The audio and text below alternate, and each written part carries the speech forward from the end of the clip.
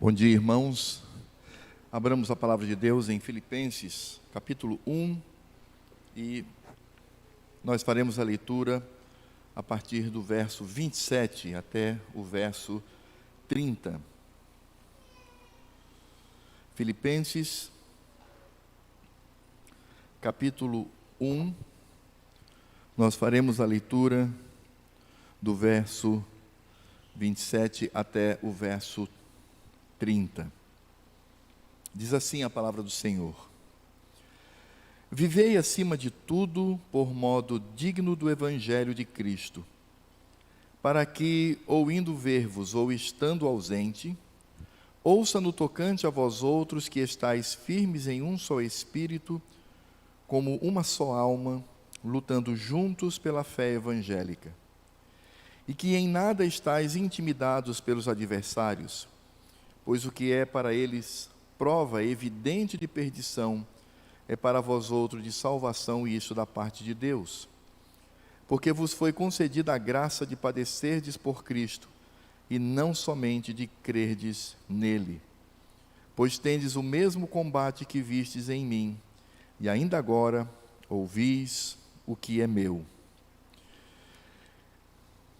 Paulo, ele está escrevendo, como nós já sabemos, numa condição bastante humilhante. Ele está preso, ele está atado a um soldado romano, e ele, ainda que esteja nessa condição, ele escreve uma carta falando sobre alegria. Mas também Paulo, ele escreve essa carta, como nós vimos, para falar da unidade da igreja de Cristo. E aqui do verso 27 ao verso 30, nós temos a exortação, e o capítulo 2, do verso 1 até o verso 11, nós temos a aplicação de Paulo. Por isso, o que nós entendemos aqui é Paulo mostrando que a igreja deveria estar unida. Mas ele faz isso de uma forma muito interessante, porque ele vai falar da unidade da igreja a partir do papel do crente neste mundo e o papel da igreja neste mundo. Você já parou para se perguntar alguma vez o que é de fato ser crente? Por que o Senhor Deus escolheu um povo para permanecer nessa terra? Por que a igreja de Cristo ainda está aqui, aguardando a vinda do noivo, para que possa finalmente se encontrar com Ele? Porque o Senhor Deus poderia tranquilamente, no momento em que as pessoas fossem se entregando a Cristo, levá-las, ou por meio da morte, ou por outro meio qualquer.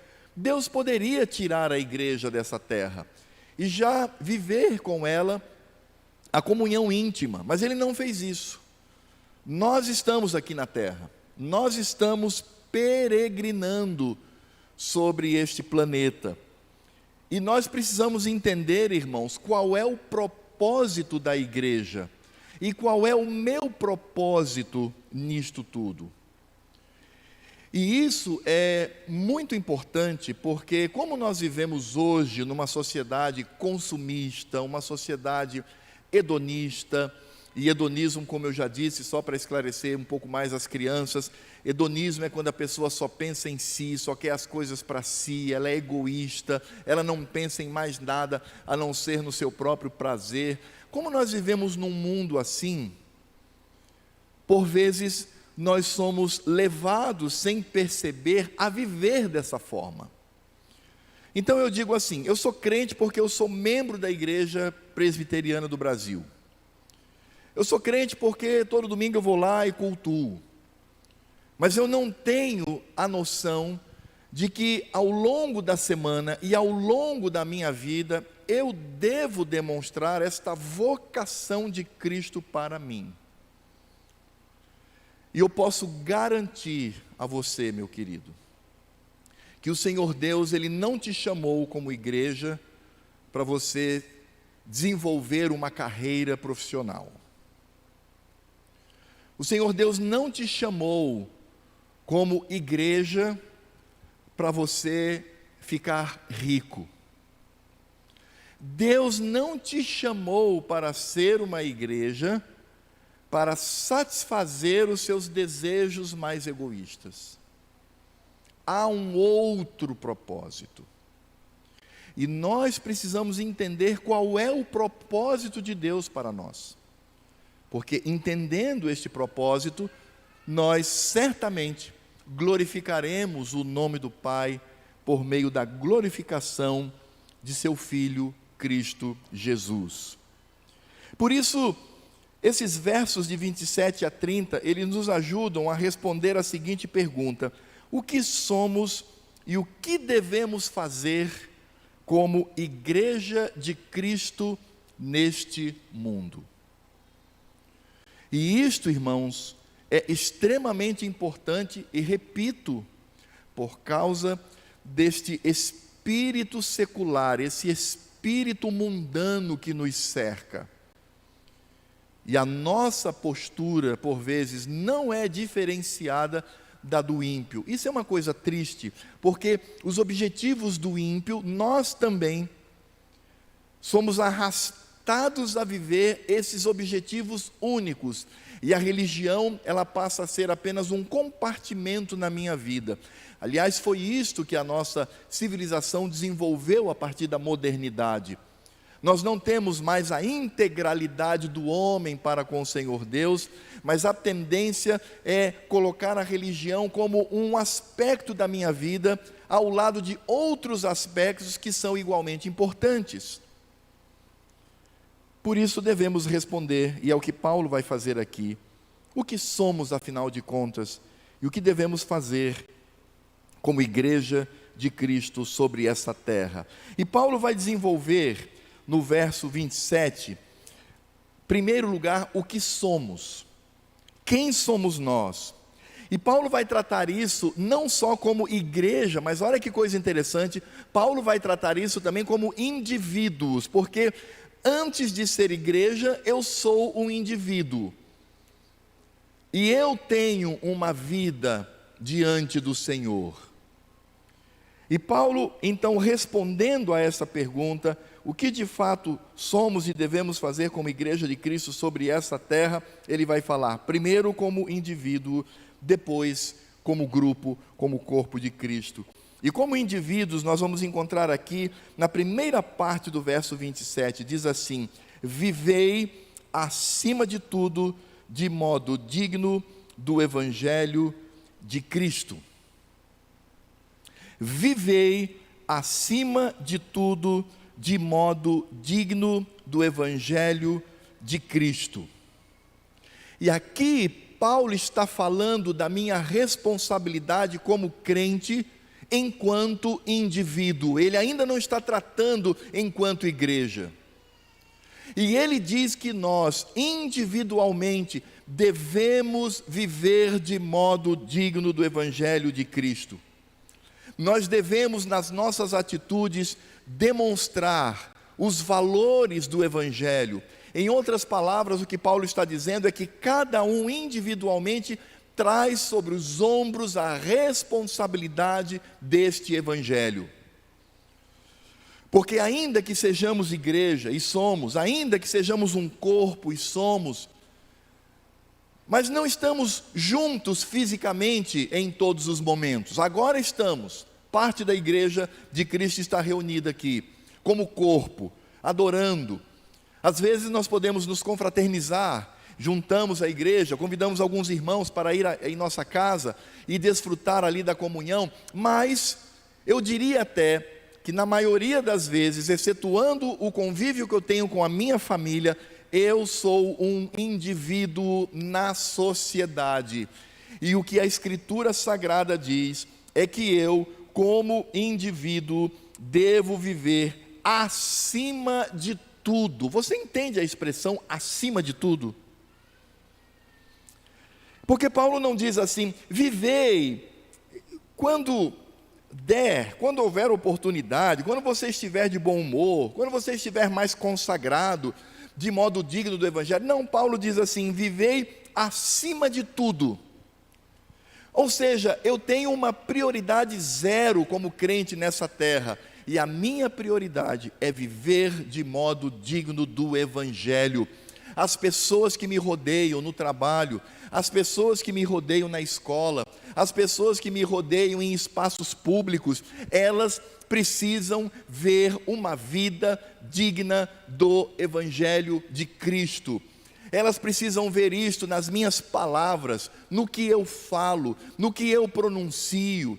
Ela precisa ver isto nas minhas intenções, naquilo que eu desejo. Elas precisam ver isto nos planos de vida. Enquanto as pessoas estão ali planejando apenas para essa terra, elas dizem assim: eu trabalhei até agora, e eu vou ter uma aposentadoria, e eu vou viajar, etc. Volto a dizer, não, isso não é errado. O crente pode e até deve se preocupar com isso, mas enquanto essas pessoas estão apenas nisto, ela vai ouvir uma palavra, ela vai ouvir uma fala que menciona um desejo que está acima de tudo isso, o desejo de glorificar a Deus por meio de Cristo Jesus. Será que as pessoas do mundo, elas entendem que eu sou um cristão verdadeiro, radical, compromissado com o Evangelho de Cristo, ou elas me veem como um crente muito bacana?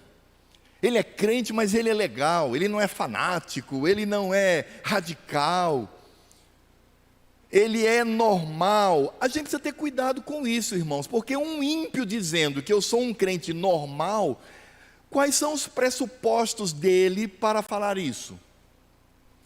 Porque se um outro crente fiel, um outro crente piedoso, fala assim: rapaz, você é um crente normal, ótimo, beleza, estou andando aqui, de acordo com esse meu querido irmão, estou andando aqui nos trilhos da palavra de Deus. Agora, um ímpio dizer assim, ele é legal, ele é um crente normal, entenda quais são os parâmetros do ímpio, quais são os pressupostos do ímpio. Eu respondo: os parâmetros e os pressupostos do ímpio é o pecado. Então, em outras palavras, o que ele está dizendo é: ele é um crente legal, porque ele peca como eu peco. Então está tudo junto aqui, tudo misturado, não há problema algum. O discurso dele é um discurso adocicado, o discurso dele é um discurso muito progressista, muito atual. Cuidado com isso, irmãos. E não, se um ímpio disser isso de você, vá aos pés de Cristo e dizer: Senhor, e tem alguma coisa errada. Porque o ímpio que não entende nada das coisas de Deus, das coisas santas, faz esse tipo de avaliação para comigo. É por isso que, como indivíduo, nós precisamos viver de modo digno do Evangelho. E não é qualquer Evangelho, porque a palavra Evangelho significa literalmente boas notícias, boas novas. Eu trago boas notícias. Então, qualquer boa notícia recebia esse nome no grego, Evangelho. É por isso que Paulo está dizendo boas notícias, mas as boas notícias de Cristo. E quais são as boas notícias de Cristo? Que ele veio, ele se humilhou, ele morreu na cruz, mas ele também foi exaltado, foi glorificado. Ele é o Senhor, e ele é o Senhor da nossa vida, e eu vou viver de acordo com aquilo que ele determinou no seu Evangelho. É assim que as pessoas individualmente devem viver. E as pessoas crentes precisam ouvir muito mais críticas ácidas do mundo do que elogio. Porque se eu quero me parecer com Cristo, eu tenho que ser criticado pelo mundo. Vocês sabem que quando Cristo esteve nessa terra, os religiosos da época não diziam: Cristo é um homem de Deus, é um profeta do Senhor, é alguém que devemos ouvir. Não. Eles inclusive caluniavam contra Cristo. Eles odiavam a Cristo, eles queriam matar a Cristo.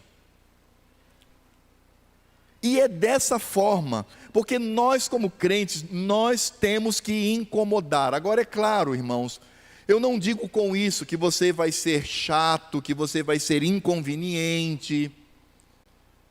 que você vai ser orgulhoso e soberbo nas suas palavras. Não é isso, é o seu comportamento. É saber que a sua visão de mundo não é a visão que ele tem, no que diz respeito a casamento, no que diz respeito ao trabalho, no que diz respeito à família, no que diz respeito à religiosidade, no que diz respeito a o que é certo e o que é errado, no que diz respeito ao conceito de verdade. Eles precisam entender que nós não somos como eles. Por isso Paulo diz: vivei acima de tudo por modo digno do Evangelho de Cristo.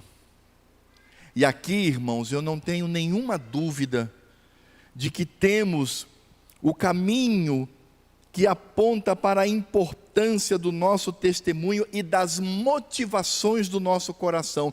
O que de fato motiva o meu coração?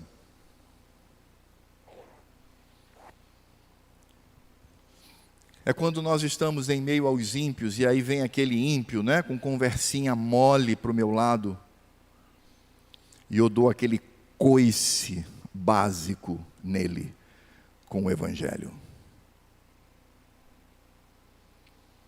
É quando um ímpio chega para mim e fala assim: não, casamento, deu certo, deu, não deu, tem que separar mesmo, e tal, e eu digo assim: não, porque o que Deus uniu não separe o homem. É quando uma pessoa do sexo oposto vem com conversinha mole para os nossos ouvidos, e nós radicalizamos, dizendo como José do Egito disse à mulher de Potifar. Vocês podem perceber na Escritura Sagrada que os crentes, quando confrontados pelo mundo, foram firmes.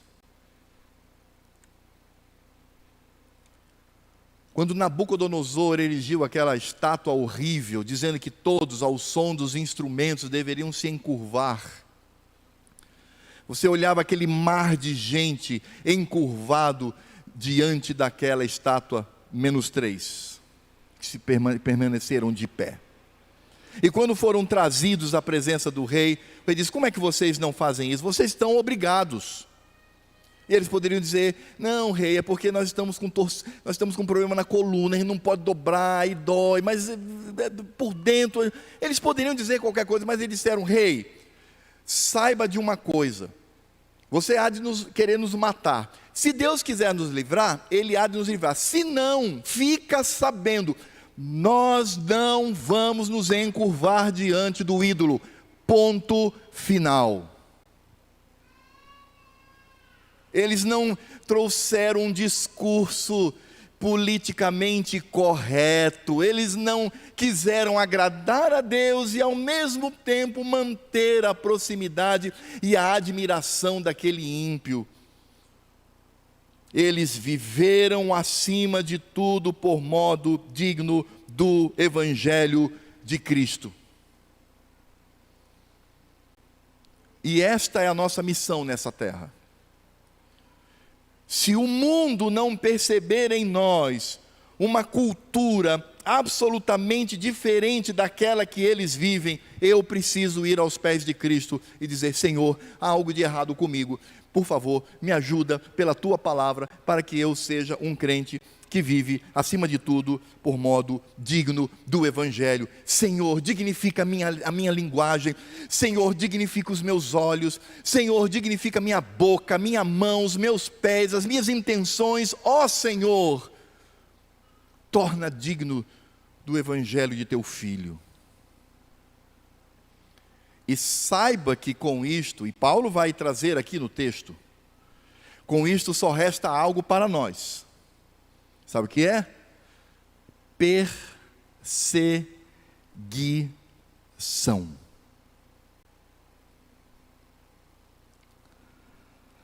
É por isso que Paulo, ao falar da responsabilidade como indivíduos que temos de viver desta maneira diante de Cristo, ele também agora vai falar como igreja. Ele vai falar como corpo de Cristo.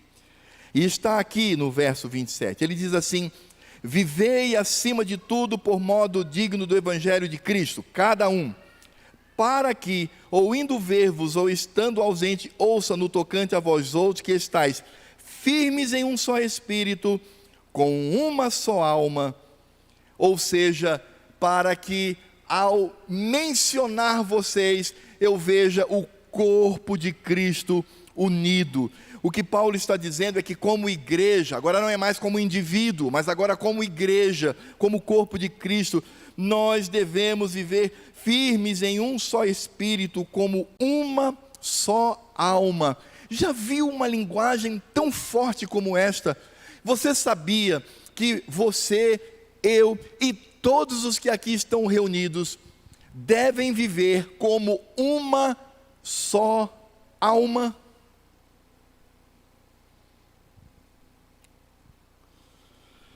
É claro que Paulo aqui não está falando que devemos ser absolutamente iguais. Aliás, isso não existe. Igualdade só está na cabeça do esquerdista que é doente.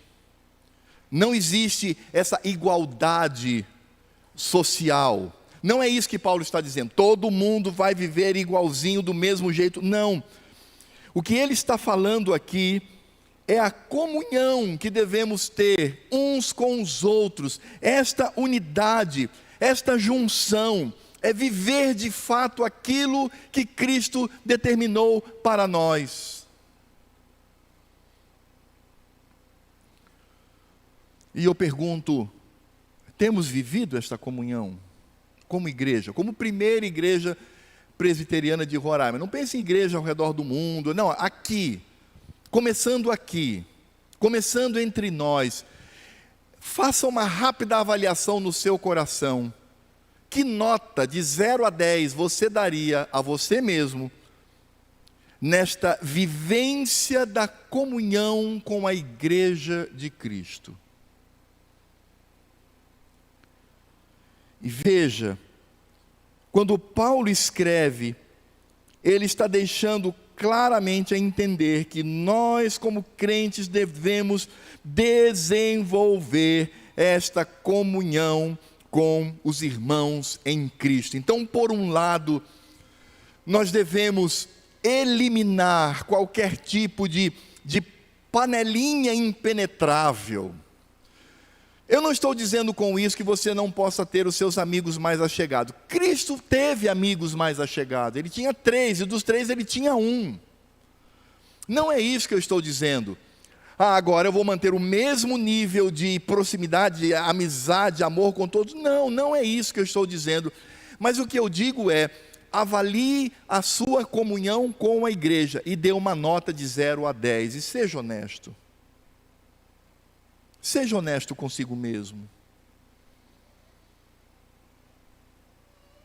Nós precisamos desenvolver, irmãos, uma comunhão efetiva como corpo de Cristo. Nós estamos aqui nessa terra para desenvolver comunhão uns com os outros. Essa é a marca do crente.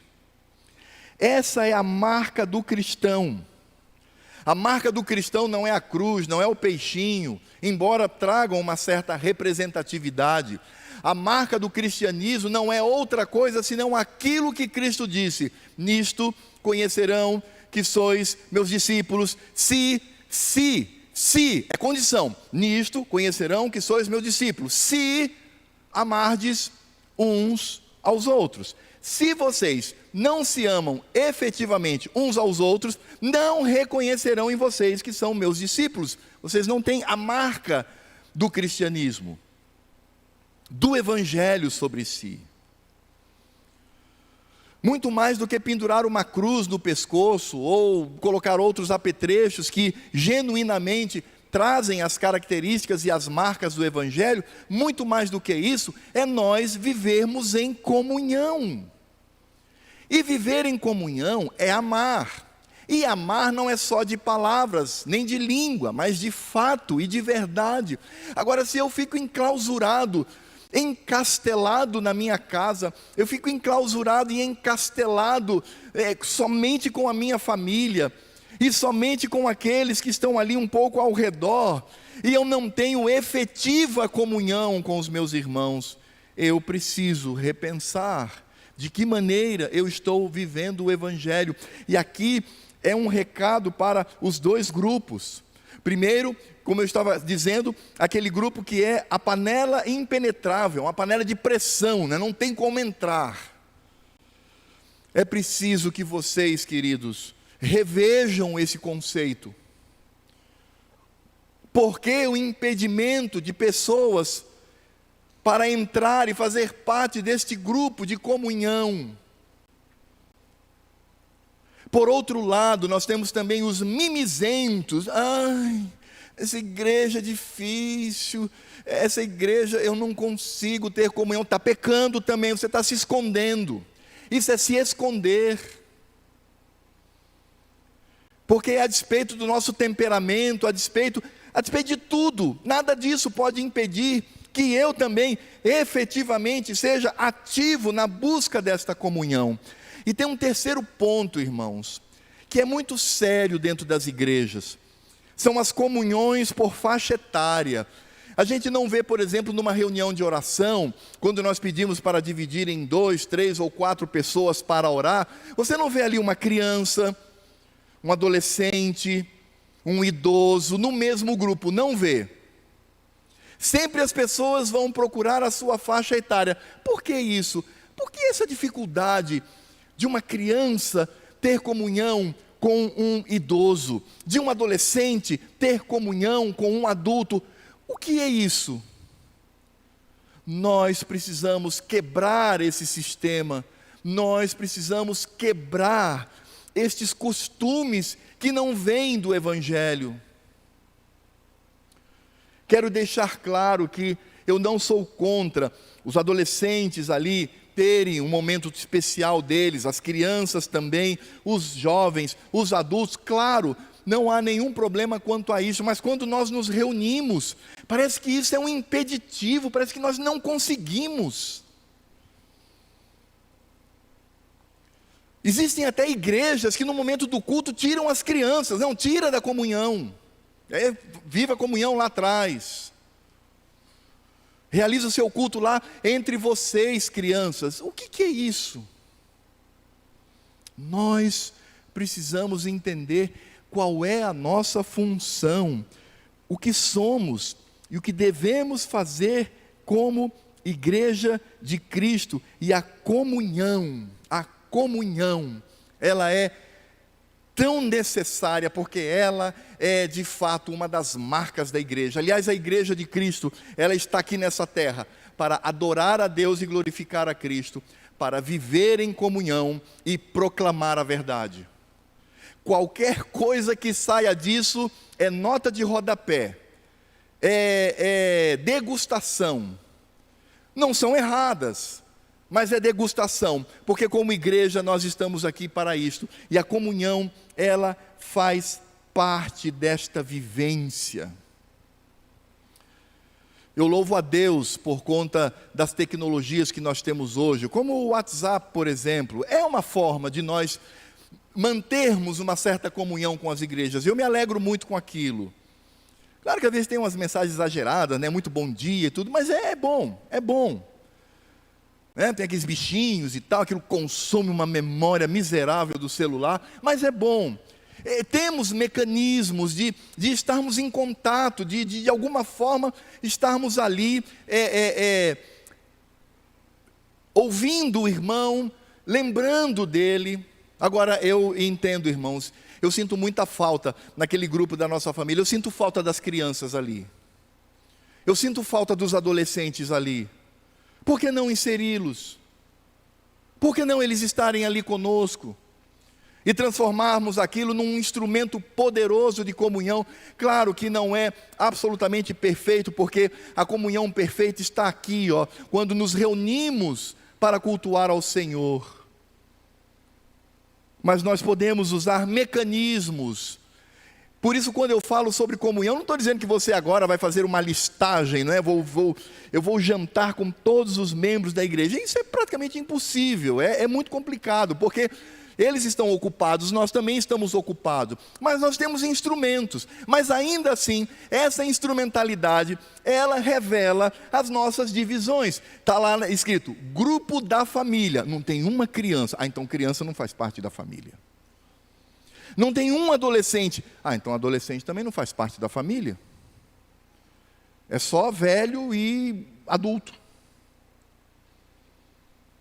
Percebem como nós, por vezes, reproduzimos esse estado de coisas.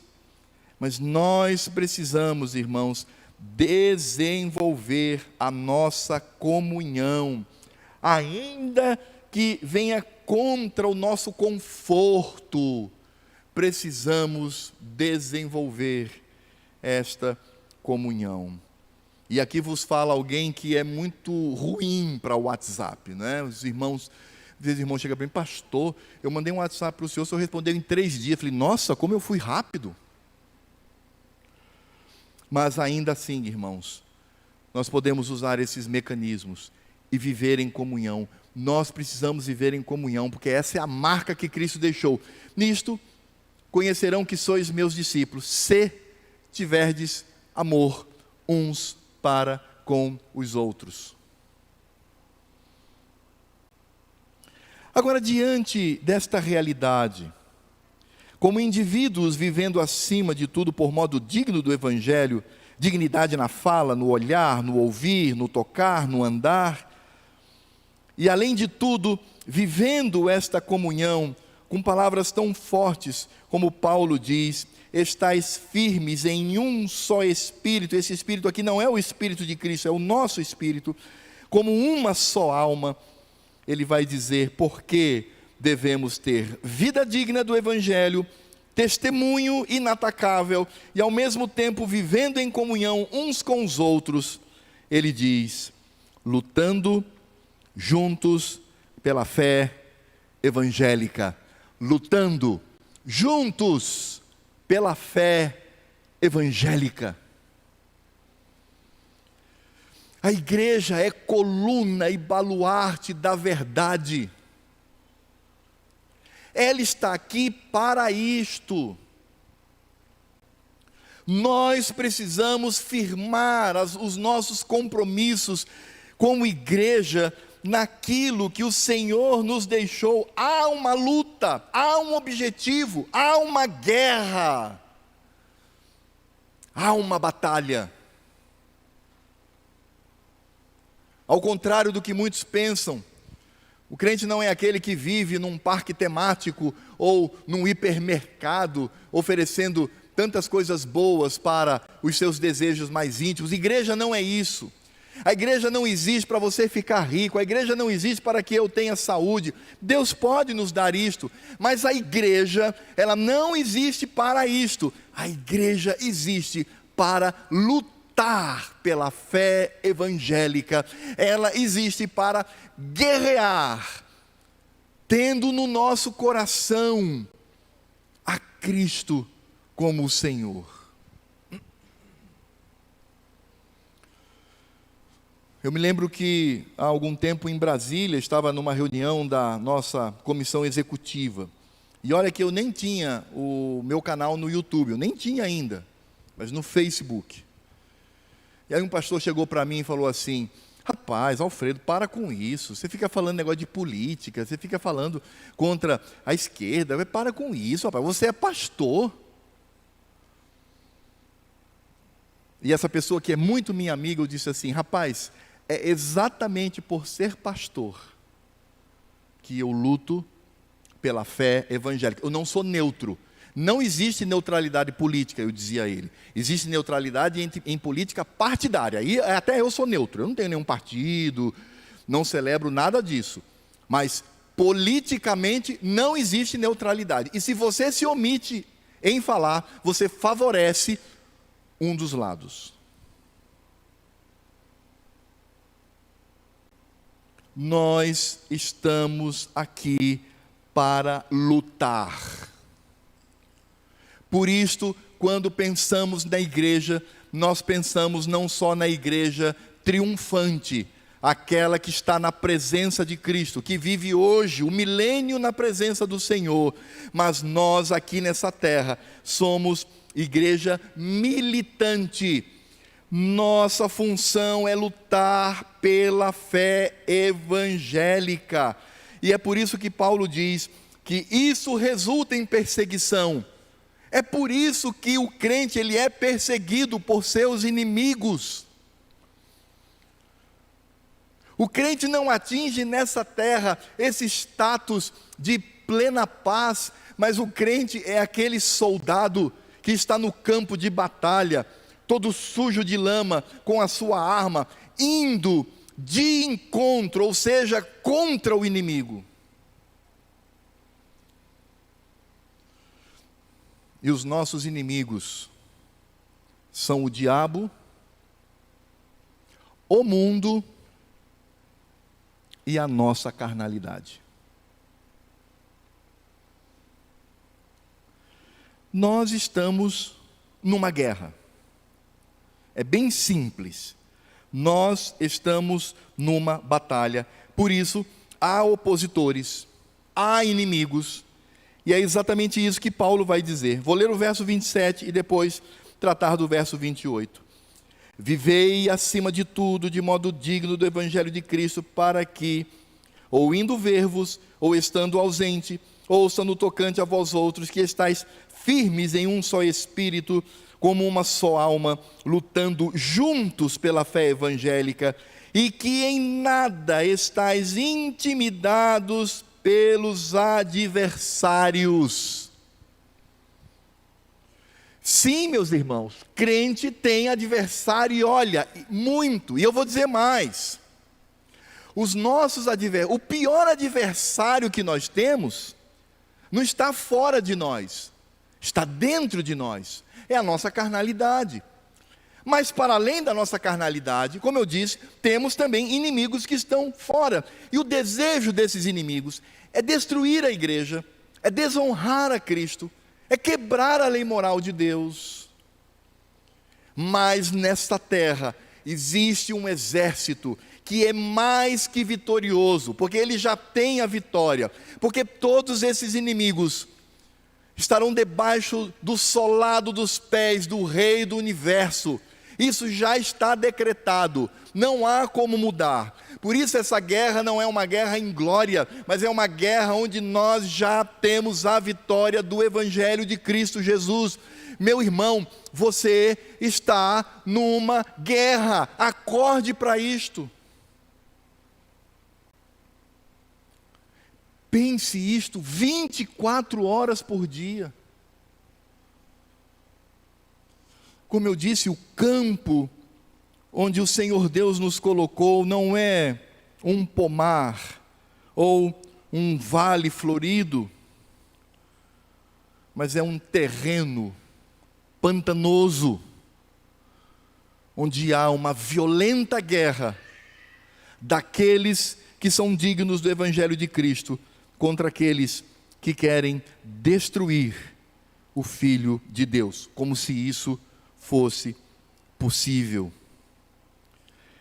É por isso que Paulo fala da vitória. Ele vai dizer que nós somos vitoriosos e os ímpios são perdedores nessa guerra, nessa luta que travamos juntos pela fé evangélica. E lembre-se, para que eu possa lutar junto, eu preciso primeiro viver de forma digna do Evangelho e ao mesmo tempo viver como um só Espírito, como uma só alma com os meus irmãos. E Paulo vai nos mostrar aqui que nós somos vencedores e que os inimigos já perecem. Verso 28 novamente, e que em nada estáis intimidados pelos adversários, pois o que é para eles prova evidente de perdição, é para vós outros de salvação, e isto da parte de Deus. Nós somos vitoriosos da parte de Deus. Eles perecerão da parte de Deus. O Senhor do universo, que é Senhor sobre todas as coisas, concede-nos a vitória por graça e misericórdia, e concede a eles a derrota pelo derramar da sua cólera e da sua ira contra o pecado. Nós sabemos, irmãos, ninguém ficará impune nesta terra, mas haverá dois grupos: aqueles que estiveram debaixo do sangue do Cordeiro e que trazem a marca do Cordeiro na testa, na mão, no coração, na vida, e aqueles que rejeitam ao Cordeiro, aqueles que vivem em seus pecados. Nós temos nessa terra um campo de batalha. Você sabe onde começou esse campo de batalha? Em Gênesis, capítulo 3, verso 15. Quando o Senhor fala aos nossos pais, Adão e Eva: haverá dois tipos de pessoas nessa terra: os descendentes da serpente e os descendentes da mulher. Os descendentes da serpente são filhos dela, filhos do diabo. Os descendentes da mulher estarão em Cristo Jesus, o Filho genuíno de Deus, que dará a sua vida por nós. É aí que nós entendemos quando o Senhor fala: porém inimizade entre a serpente e a mulher, quando dela surgirá a geração do Senhor, e há uma guerra. Essa guerra foi instaurada ali, e até que o último se converta, até que Cristo venha, nós estamos numa batalha. E qual é essa batalha? Para que essa batalha? Nós lutamos pela fé evangélica. E qual é a garantia da vitória? A garantia da vitória está no Senhor Deus, e a garantia da derrota daqueles que morrerem em seus pecados está na ira de Deus.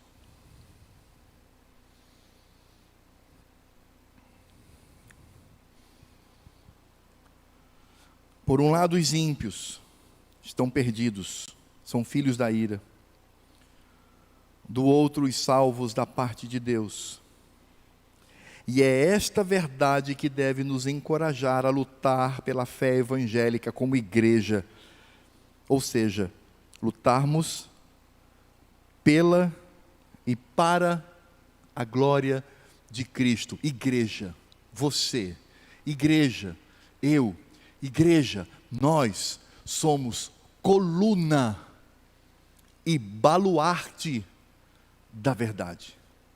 Coluna e baluarte, quando Paulo escreve a Timóteo, não se refere a Cristo, não se refere ao Senhor Deus, se refere a nós. Nós somos coluna e baluarte da verdade. Meu irmão, esta é a sua função nesta terra. Esta é a sua prioridade zero nessa terra.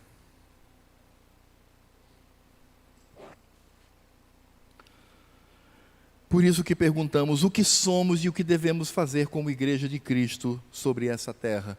Paulo responde. Agora, por que tudo isto? Por que devemos fazê-lo? Por que devemos nos submeter e entender acerca dessa batalha? Paulo vai responder nos versos 29 e 30. Ele diz assim: porque vos foi concedida a graça de padecerdes, de sofrerdes por Cristo, e não somente de crerdes nele, pois tendes o mesmo combate, guerra, luta, batalha, que vistes em mim, e ainda agora ouvis que é o meu. A linguagem de Paulo aqui, quanto ao objetivo da igreja sobre essa terra, é guerra. E ninguém vai para a guerra dizendo: eu estou indo para um lugar onde eu vou me divertir, onde eu vou estar tranquilo, onde eu vou aproveitar. Não. Quando um filho, diante de seus pais, se prepara para embarcar e ir para um campo de batalha, ali há choro, ali há temor, ali há a sensação de que aquele querido pode não voltar mais vivo, porque é batalha, porque é guerra. Mas isto para nós é graça, isso para nós é alegria, porque Paulo diz: vos foi concedida a graça de padecerdes por Cristo e não somente de crerdes nele. Tiago ironiza com relação a isto, dizendo: você crê em Deus? Que bacana! Os demônios também creem, e não só creem, eles tremem. Ser crente nessa terra não é reduzir a nossa vida ao crer apenas, mas também entender a nossa vocação aqui, uma vocação que é de luta, que é de batalha, em favor da verdade, em favor do Evangelho, em favor de Cristo, e isso demandará sobre nós perseguição, demandará sobre nós sofrimento. Mas então Paulo diz: tenha nesse sofrimento uma graça inefável do Senhor, porque vocês estão sofrendo, vocês estão padecendo, vocês estão sendo perseguidos por causa de Cristo. Por isso Paulo vai mostrar que a nossa maior motivação é agradar a Cristo, o Senhor. Esse é o nosso objetivo. Todas as manhãs, quando eu acordo, abro os meus olhos, a minha cabeça e o meu coração deve inundar-se da convicção de que naquele dia eu terei o privilégio de agradar ao meu Cristo, meu Senhor, ainda que isso traga sobre mim dores. E se essas dores vêm, e elas vêm, porque quem quer viver piedosamente será perseguido. Essa é a matemática da Escritura Sagrada. Essa é a matemática da Escritura Sagrada. Quanto mais piedade na minha vida, mais perseguição. É esta a matemática. Então, quanto menos piedade, menos perseguição. Essa é a matemática do Evangelho. Por isso que o nosso amor e concessão de glória deve demonstrar nosso amor e dedicação a Cristo, porque no início diz: vivei acima de tudo de modo digno, por modo digno do Evangelho de Cristo. E depois então, quando ele discorre sobre como devemos fazê-lo, naquilo que somos e naquilo que é a nossa obrigação, ele diz: porque vos foi concedida a graça de padecerdes por Cristo e não somente de crerdes nele. Está muito óbvio aqui o amor que devemos ter por Cristo. E sabe, irmãos, às vezes, quando nós olhamos para o nosso interior, eu olho para o meu interior, você olha para o seu interior, como nós estamos aquém deste amor a Cristo. Como nós pensamos primeiro em nós mesmos e naquilo que nos pertence, antes de pensar em Cristo.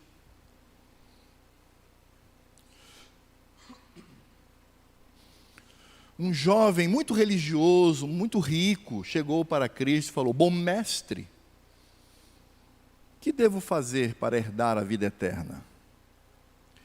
E Cristo disse: rapaz, você usa a expressão bom aí, você nem sabe o que isto significa.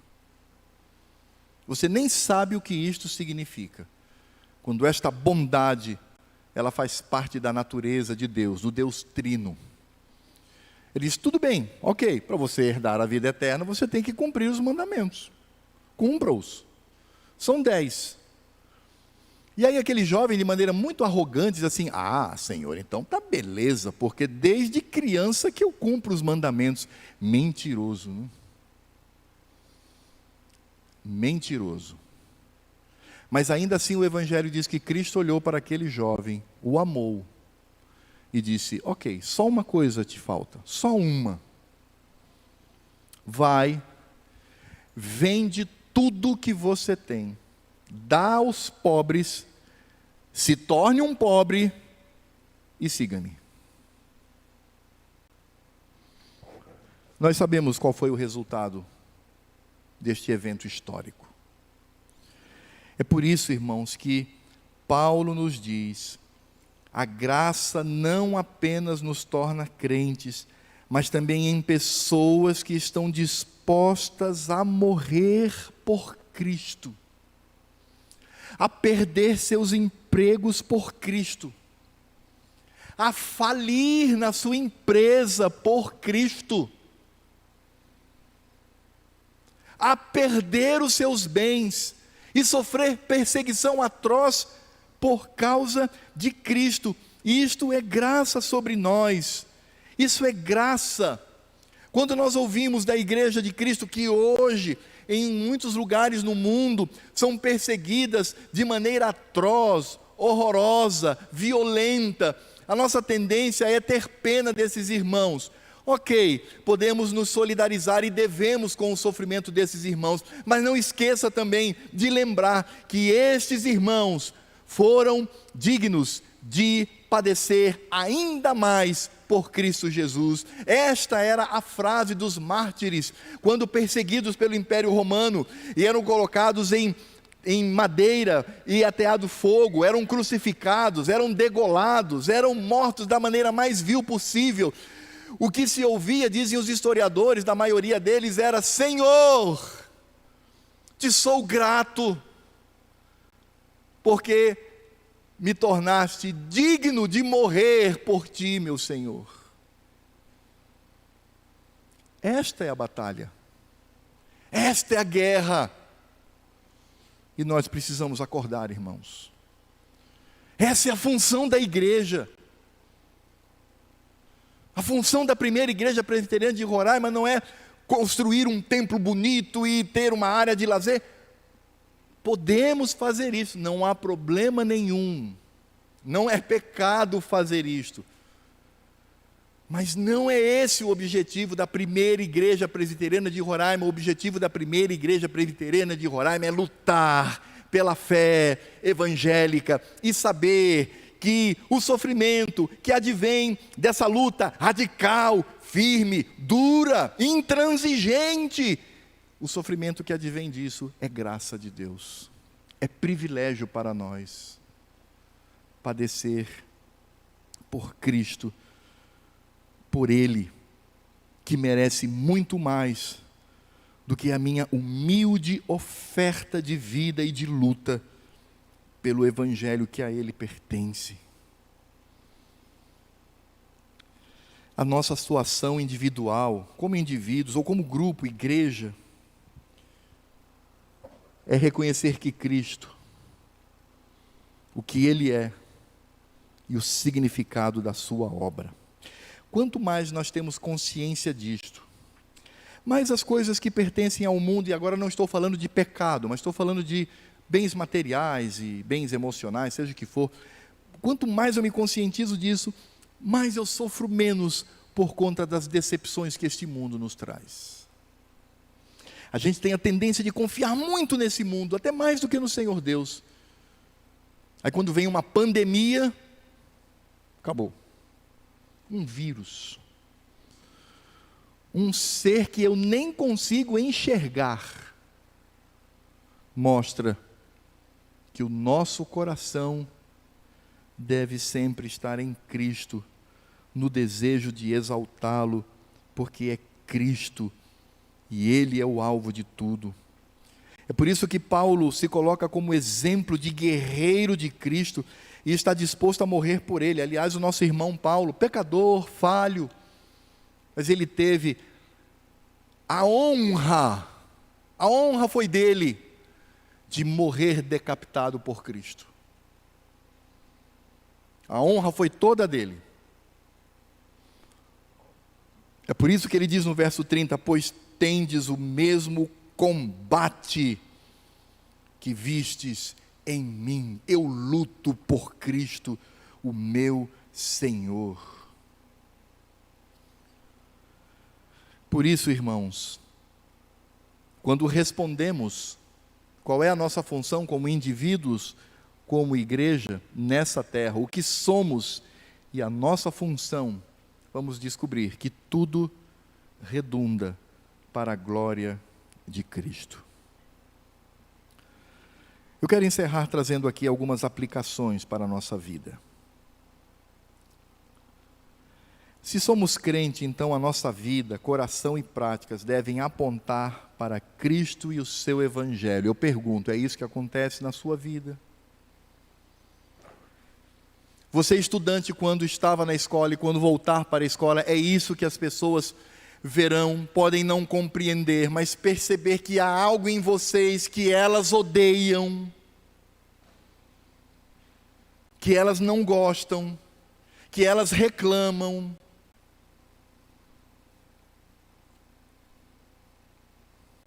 Lembre-se que nessa terra existem dois grupos, os filhos de Deus e os filhos do diabo. É por isso que tudo começa com a minha vida, vivendo de modo digno do Evangelho de Cristo. E é por isso que eu preciso entender que essa minha atitude, ela se espraia, ela se espalha para a igreja.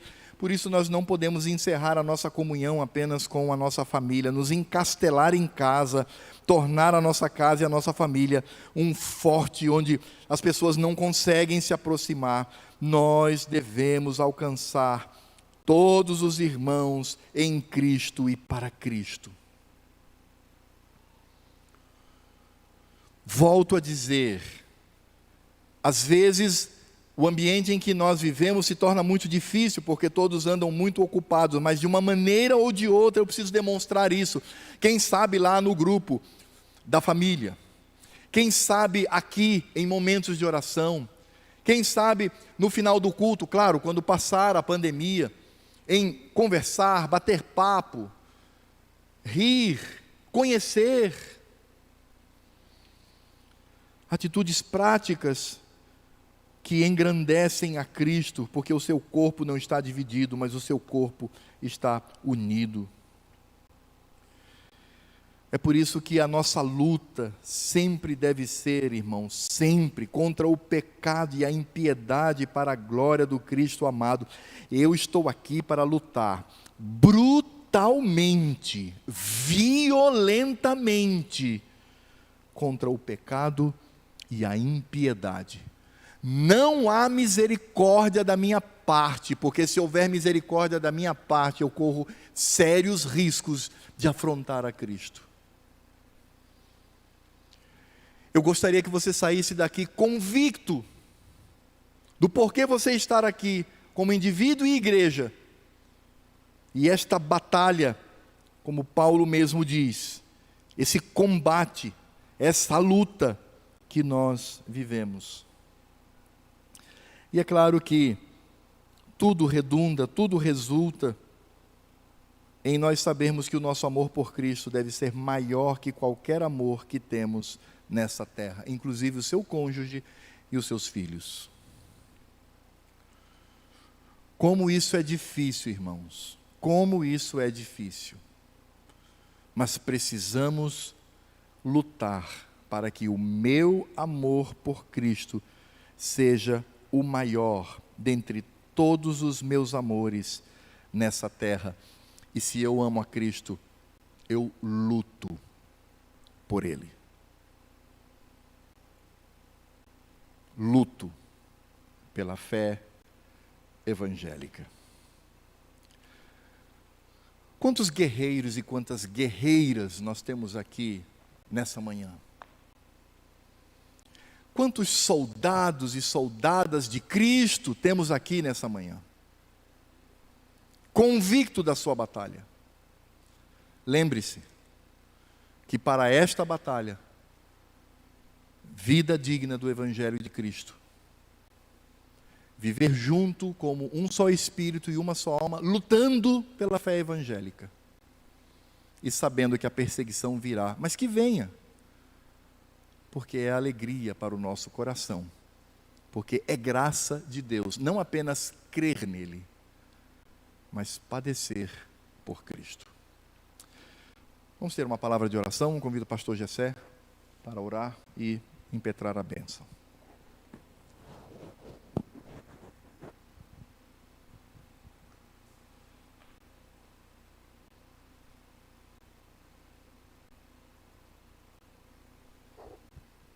Oremos.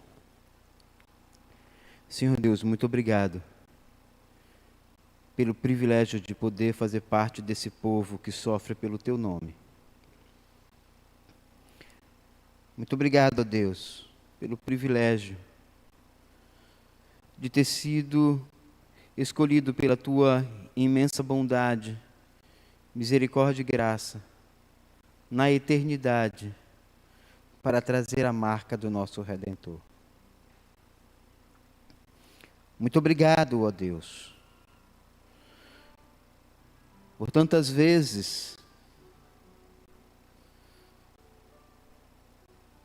em Cristo Jesus, ó Pai, somos humilhados, escarnecidos, esbofeteados, porque assim também padeceu o nosso Cristo em nosso lugar. E desta forma, quando sofremos, nós apontamos para aquele que sofreu em nosso lugar. E de alguma forma, ó Deus, espelhamos a Cristo para este mundo, o servo sofredor. Muito obrigado, ó Deus, como nossos irmãos no passado, da qual esse mundo não foi digno.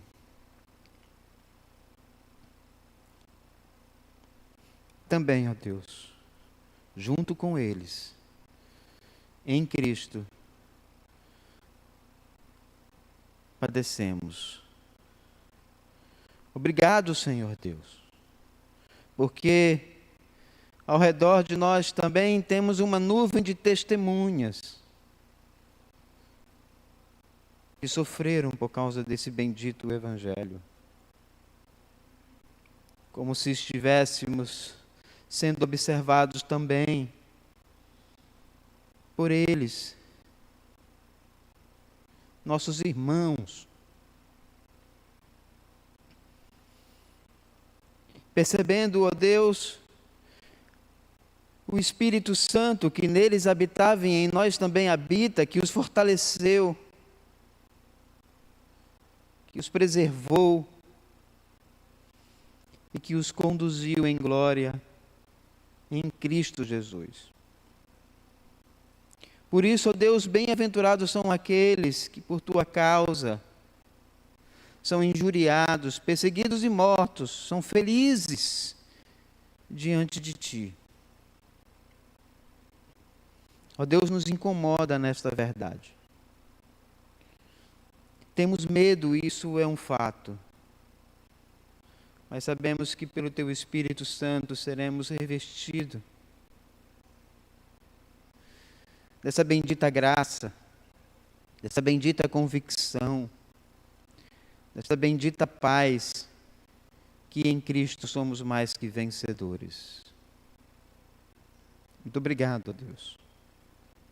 Diante de tudo aquilo que nós ouvimos aqui, nós só temos que pedir e engrandecer o teu santo nome. Muito obrigado. Nos ajude, ó Pai, nesta convicção. Aumenta-nos a nossa fé. Nos ajude, ó Deus, como verdadeiros soldados de Cristo, a enfrentar esta batalha da qual Cristo já venceu, para a glória do teu nome. Muito obrigado, Cristo. Nos ajude.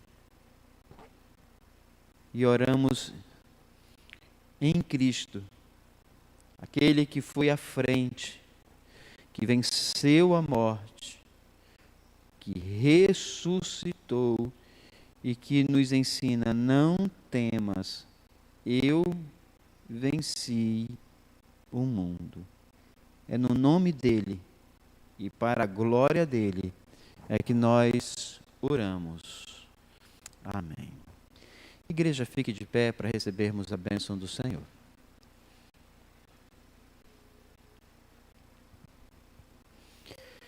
E que a graça do nosso Senhor Jesus Cristo, o amor de Deus, o nosso Pai, a consolação e o dom do Espírito Santo repouse por este povo que se chama pelo teu nome, que foi chamado desde a eternidade, não somente para crer, mas também no privilégio de sofrer pelo teu nome. Repouse sobre nós e sobre todo o teu povo espalhado nesta terra, até a tua vinda. Amém. Pode sentar, querido. Nosso culto está encerrado. Eu queria só saber se há algum visitante aqui que está pela primeira vez. Tem alguém que está aqui pela primeira vez? Só levante a mão.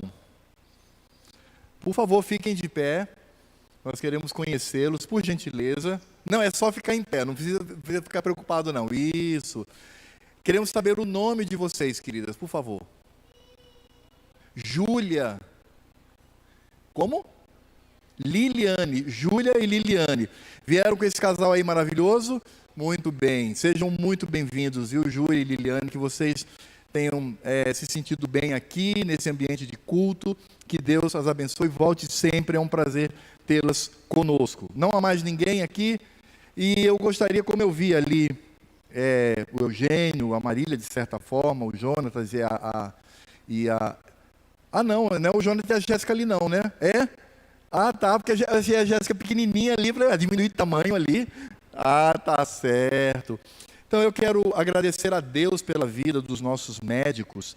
Nós devemos orar por eles, irmãos, e quero agradecer muito a vocês, profissionais da área da saúde, que têm enfrentado essa pandemia, têm vivenciado essa guerra. É uma guerra, o vírus, nós travamos uma guerra com o vírus, e eu me lembro de nunca ter feito isso aqui. Eu gostaria de, em nome de Cristo, agradecer pela vida de vocês, que oremos, irmãos, pelos nossos médicos, em primeiro lugar pelos nossos irmãos em Cristo e, consequentemente, os demais médicos que têm vivenciado essa pandemia. Então, devemos orar para que o Senhor tenha misericórdia e, queridos, muito obrigado pelo trabalho de vocês.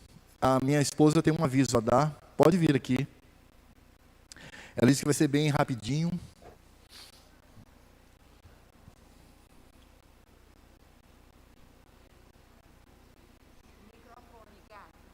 Ah, tem a Ellen, está aí? Só levante a mão aqui. Também trabalha enfermeira. Então, inclui aí todos os profissionais na área da saúde, né? Nós louvamos a Deus pela vida de vocês.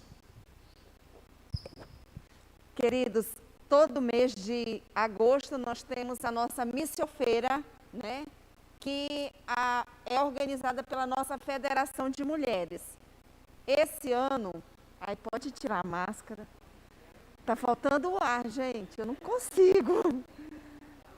Tá doido.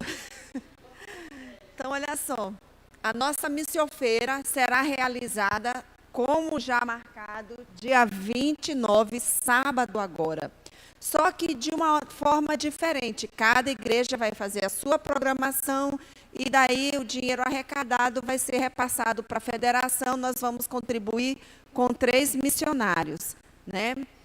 Um é o pastor Henrique Machado, que trabalha em Moçambique. Ele já foi pastor, foi seminarista aqui no Baliza há uns anos, né?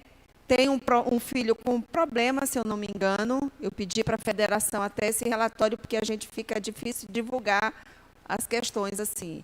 Tem também um outro, eu não sei se é JF ou FJ. Larissa, me ajuda. FJ, né?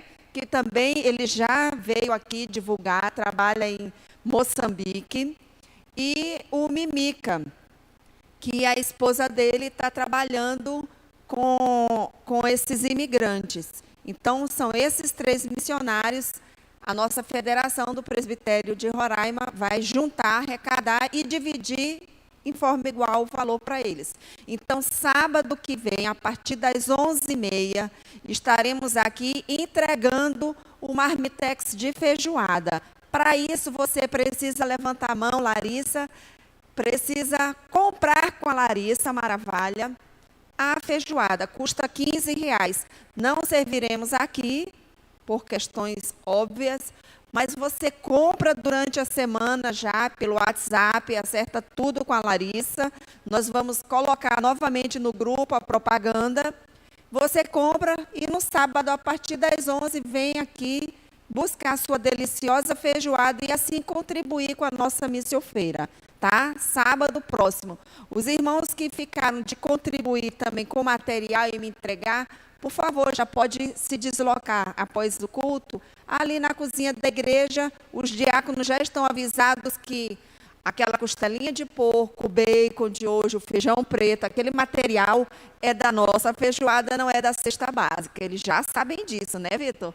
Então, por favor, não distribuam na nossa cesta básica da semana, tá? E crianças e pais, nós temos um desafio para vocês. Na live de quarta-feira nós vamos dizer a data, mas nós teremos uma premiação por faixa etária para as crianças que decorarem a maior quantidade de versículos.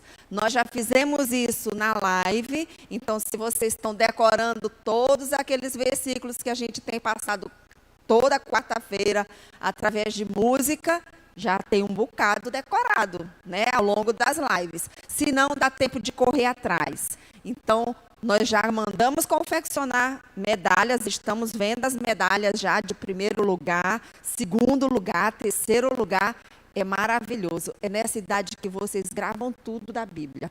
Depois, quando chegar na idade do tio Emerson, já era, passou. Entende? Tudo que eu sei, gente, só encerrando, tudo que eu sei, eu aprendi na idade de vocês, com professoras da igreja e com a minha mãe, que faziam isso também. Então, a gente corria para ter a maior quantidade de medalha para ganhar troféu. O primeiro lugar vai ganhar um troféu. Então, você vai começar a guardar, juntar troféu na sua casa, porque decorou a maior quantidade de versículos da Bíblia, tá bom? Nós vamos dar 1 mês de prazo para vocês correrem atrás do prejuízo. Tá certo?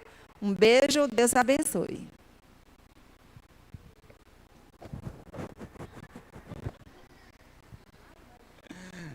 Os queridos, bem rápido. Em mês de setembro agora nós teremos a nossa conferência missionária com o missionário Marcelo Carvalho. Para quem não conhece, a esposa dele é a Claudinha, nós oramos por ela ano passado, ela passou bem mal. Então, será dia 28 e 29 de setembro, sexta e sábado. Da mesma forma que está acontecendo aqui, você precisa fazer a sua inscrição para a conferência missionária.